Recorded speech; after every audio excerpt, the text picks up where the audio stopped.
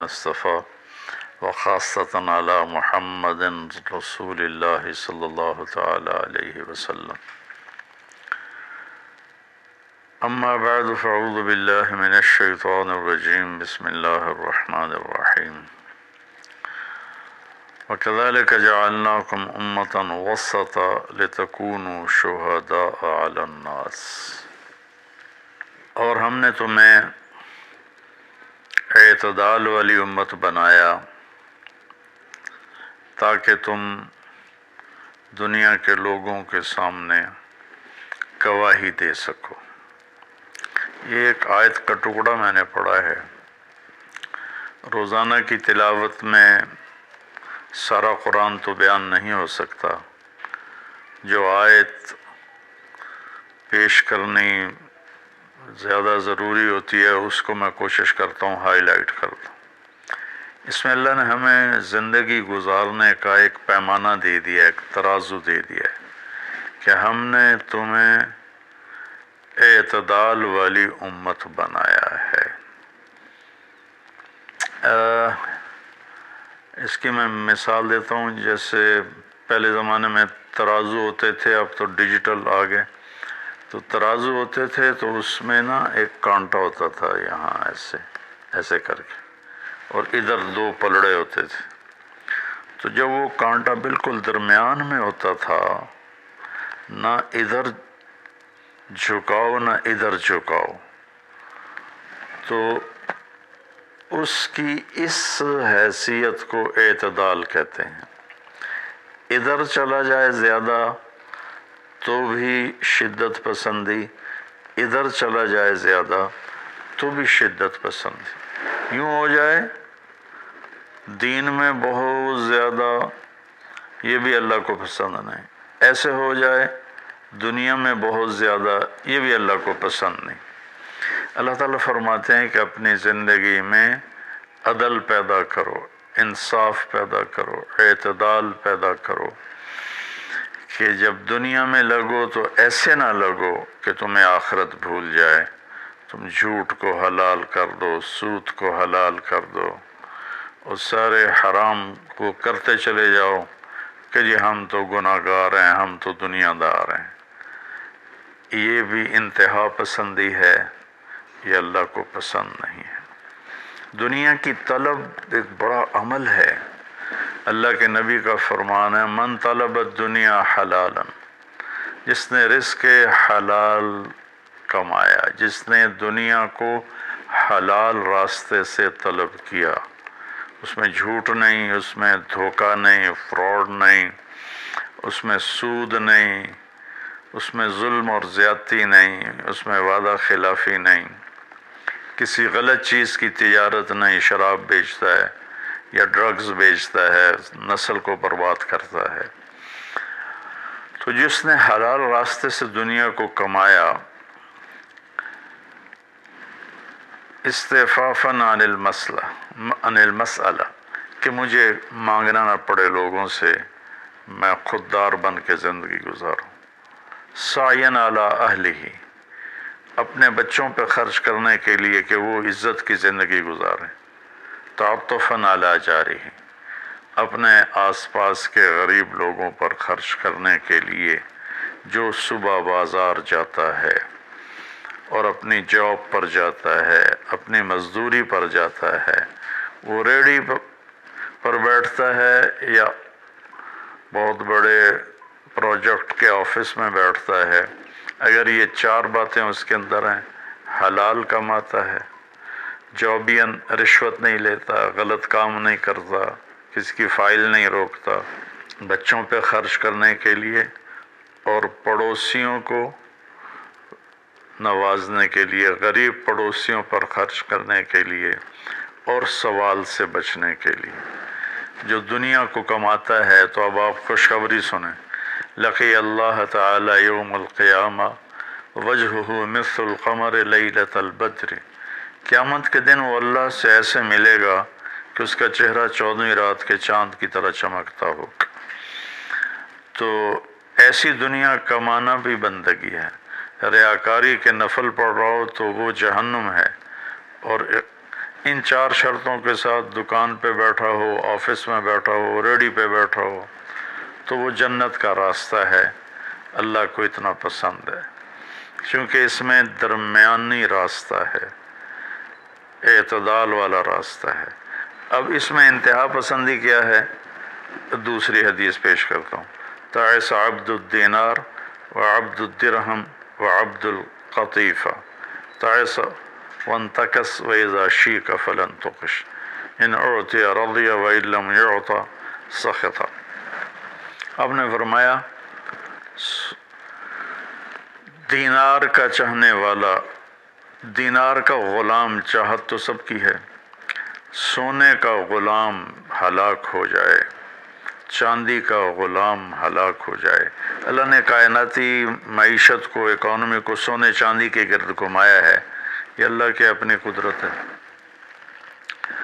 تو اب یہ انتہا پسندی آ رہی ہے، جس نے آپ نے کہا ہلاک ہو جاتا ایسا، کون؟ عبد الدینار، سونے کا غلام، چاندی کا غلام، اور زیب و زینت کا غلام، اسیسریز کا غلام، کہ حلال رزق میں ایسی نہیں مل رہا تو چلو کوئی ڈنڈی مار لو، کوئی رشوت لے لو، کوئی جھوٹ بول کے سودا بیچ لو، یہ ہے۔ تو اس کے لیے آپ نے بد دعا فرمائی۔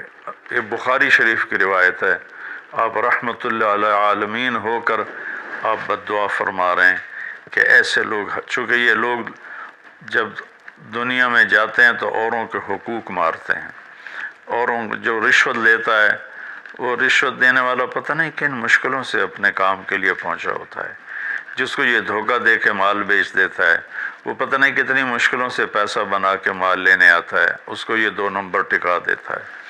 اس لیے ان کے لیے بد دعا فرمائے کہ یہ معاشرے کے لیے ناسور لوگ ہیں، چاہے یہ کتنے ہی نامور ہوں، لیکن یہ معاشرے کے لیے ایک عذاب ہیں، ایک مصیبت ہے۔ تو دنیا میں بھی چلو تو درمیانہ راستہ اختیار کرو، اتنے نہ کھب جاؤ میرے بھائیو کہ ٹوائلٹ میں بھی سودے ہو رہے ہوتے ہیں، پیشاب کرتے ہوئے۔ ابھی میں کراچی سے لوٹا تو لاہور ایئرپورٹ پر میں وضو کرنے گیا تو پیچھے جو پیشاب کرنے کی جگہ ہوتی، وہاں ایک آدمی کھڑا ہوا، گردن کے ساتھ اس نے موبائل پکڑا ہوا تھا اور بولے جا رہا تھا، بولے جا رہا تھا، بولے جا رہا تھا۔ یہ بھی کوئی زندگی نہیں ہے، کھانا بھی کھا رہے ہیں اور سودا بھی بیچ رہے ہیں اور پیمنٹ بھی لے رہے ہیں اور سودا کر بھی رہے ہیں اور ساتھ کھانا بھی کھا رہے ہیں۔ تو یہ تو کھانا زہر بن جاتا ہے، دماغ کی طرف سے آرڈر جاتا ہے کہ کھانا آ گیا ہے، تیار ہو جاؤ، معدے کو آرڈر ملتا ہے، ساتھ ہی فون کی گھنٹی بجتی ہے، فون اٹھاتا ہے تو آرڈر فون کی طرف چلا جاتا ہے، معدے کو آرڈر نہیں جاتا، غذا زہر بن جاتی ہے۔ تو ایسی دنیا کما کے کیا کرنا جس میں آپ کی صحت ہی برباد ہو جائے اور آپ اتنے مصروف ہو جائیں کہ گھر میں آ کر بھی کوئی بچوں سے دلچسپی نہیں، بس اپنے موبائل پر یا سودے کر رہے ہیں یا موبائل پہ کوئی گیمیں کھیل رہے ہیں یا کوئی مووی دیکھ رہے ہیں یا کوئی ڈرامہ دیکھ رہے ہیں۔ کتنی مائیں ہیں جو اس طرح اپنے بچوں کو جھٹک دیتی ہیں، وہ ڈرامہ دیکھ رہی ہوتی ہیں یا کوئی مووی دیکھ رہی ہوتی ہیں یا کوئی کلپ دیکھ رہی ہوتی ہیں، تو بچہ آتا ہے تو اس کو ہوں ہاں کر کے ٹال دیتی ہیں۔ میرے بھائیو، میری بہنوں، اپنی زندگی کو وہ درمیان میں لاؤ، درمیان۔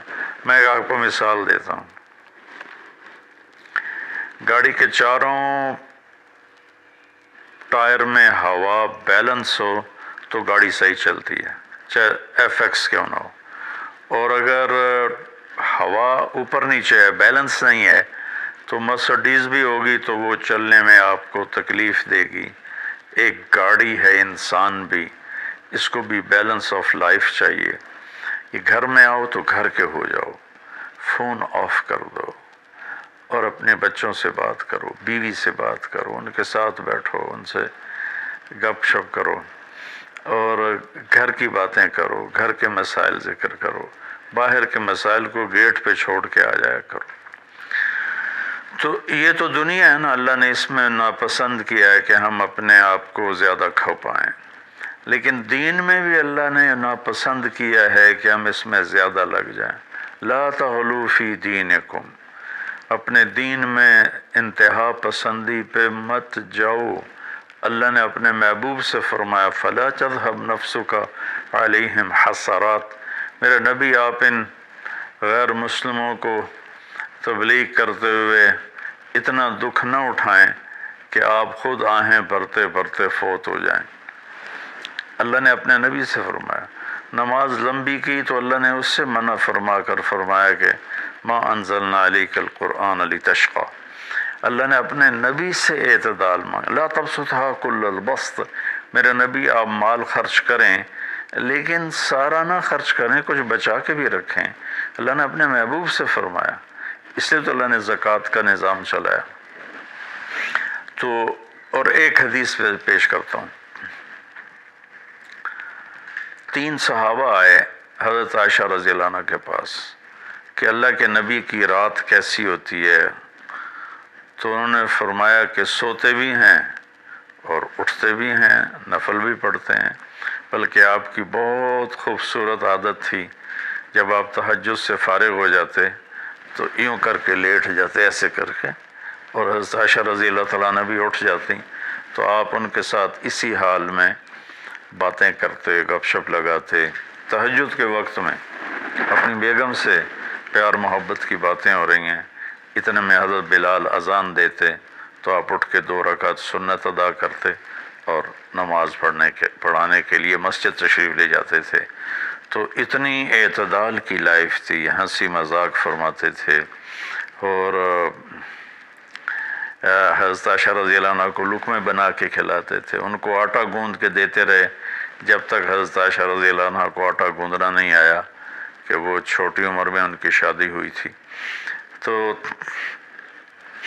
انہوں نے جب یہ سنا تو کہنے لگے وہ تو اللہ کے نبی ہیں، وہ تو کچھ بھی نہ کریں، بخشے بخشائے ہیں، ہمیں تو کچھ کرنا چاہیے، کیا کریں؟ ایک نے کہا میں ساری رات نہیں سوؤں گا، نفل پڑھوں گا، کتنی اچھی نیت کی ہے۔ دوسرے نے کہا میں ساری زندگی روزے رکھوں گا، کبھی افطار نہیں کروں گا، کتنی اچھی نیت ہے۔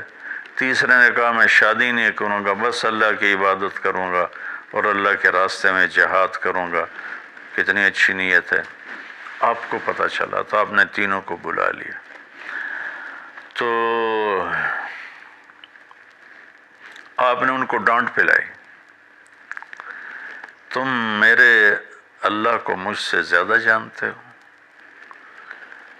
تم میرے اللہ سے مجھ سے زیادہ ڈرتے ہو، زیادہ تقوی والے ہو، میں تم میں سب سے زیادہ اپنے اللہ کو جانتا ہوں، سب سے زیادہ اللہ سے ڈرتا ہوں، میں کھاتا بھی ہوں، روزہ بھی رکھتا ہوں، میں نے شادی بھی کی ہے، میں سوتا بھی ہوں اور میں جاگتا بھی ہوں، اور میں نے آپ نے تو 11 شادیاں کی، 9 بیویاں زندہ تھیں جب آپ دنیا سے تشریف لے گئے، تو آپ کی ایک خوبصورت زندگی تھی ان کے ساتھ۔ تو آپ نے تینوں کو ڈانٹا اور فرمایا کہ اعتدال کے ساتھ چلو، جس نے کہا میں شادی نہیں کروں گا شادی کرے، جس نے کہا میں روزہ نہیں چھوڑوں گا وہ روزہ چھوڑے، کہ مہینے میں 3 روزے رکھو بس، 13 14 15، اور جس نے کہا میں رات سوؤں گا نہیں وہ آرام بھی کرے اور اٹھے بھی صحیح۔ تو یہ زندگی اعتدال والی، اللہ کا تو دین میں انتہا پسندی اچھی نہیں لگتی، اور اللہ نے اس کو رد فرمایا۔ ہمارے بعض نادان دوست قربانی قربانی قربانی کے نام پر پورے گھر کو اجاڑ دیتے ہیں اور انہیں احساس بھی نہیں ہوتا کہ کتنا بڑا نقصان کر رہے ہیں۔ سب سے بڑا تقاضا اسلامی تاریخ میں جنگ بدر کا ہے، اس سے بڑا تقاضا قیامت تک نہیں آئے گا، کہ جن کے بارے میں اللہ کے نبی کی وہ گواہی ہے جو قیامت تک کسی کے لیے نہیں، ان تہلک هذه العصابۃ فلن تعبد، میرے رب اگر آپ نے اس جماعت کو ہلاک کر دیا تو پھر آپ کا نام لینے والا کوئی نہیں بچے گا۔ اتنی بڑی گواہی 313 کی، اور یہ اتنا بڑا تقاضا تھا اور اتنا بڑا یہ اس وقت اہم اور ضروری کام تھا، اور آپ نکلے اور ذوالحلیفہ 7 میل دور ہے. جب وہاں پہنچے تو حضرت عثمان اور اسامہ رضی اللہ عنہما کو آپ نے واپس بھیج دیا کہ آپ کی بیگم حضرت رقیہ رضی اللہ تعالیٰ عنہ وہ حضور صلی اللہ تعالیٰ علیہ وسلم کی دوسرے نمبر کی بیٹی تھیں. حضرت زینب پہلے نمبر پر، حضرت رقیہ دوسرے نمبر پر، کلثوم تیسرے نمبر پر، حضرت فاطمہ چوتھے نمبر پر. تو بیمار ان کو چیچک نکل آیا تھا، تو ان کو وہاں سے واپس بھیجا کہ جاؤ تم رقیہ کی تیمارداری کرو. وہ جنگ بدر میں شریک نہیں ہوئے، میرے نبی نے واپس کیا، لیکن جنگ بدر کے شریک صحابہ میں ان کا نام لکھوایا، دونوں کا. جب ہم بدری صحابہ کی فہرست کھولتے ہیں تو اس میں اسامہ اور عثمان رضی اللہ عنہما دونوں کا نام ذکر ہے، اور مال غنیمت میں ان کا حصہ بھی رکھا آپ نے. اتنے بڑی تقاضے کو آپ نے بیوی کی بیماری کی وجہ سے پیچھے کر دیا اور ان دونوں کو واپس بھیجا. اور رقیہ رضی اللہ عنہ کا انتقال ہو گیا. جب آپ واپس تشریف لائے تو وہ دفن ہو چکی تھی، تو آپ نے ان کی قبر پہ جا کر دعا فرمائی. تو میرے بھائیو، دین میں بھی اعتدال ہو، دنیا میں بھی اعتدال ہو.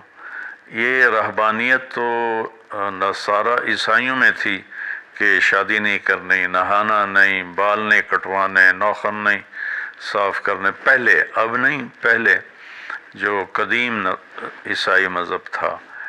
تو طبیعت میں اتنی شدت، غیر فطری زندگی، پھر وہ دوسرے طریقے سے اپنی خواہشات کو پورا کرتے تھے. تو اس سے میرے نبی نے روکا. بعد میں ایک ٹرینڈ چل گیا کثرت عبادت کا، لیکن وہ کوئی معیار نہیں ہے کہ فلاں بزرگ تھے انہوں نے 40 سال عشاء کے وضو سے فجر کی نماز پڑھی، اور فلاں بزرگ تھے انہوں نے 30 سال عشاء کے وضو سے فجر کی نماز پڑھی، اور فلاں بزرگ تھے وہ 25 سال جنگل میں پھرتے رہے. بھلا یہ بھی کوئی دین ہے جو پیش کیا جائے؟ ہمارا دین تو پوری دنیا کو پیش کرنے کے لیے ہے. ان الدین عند اللہ الاسلام.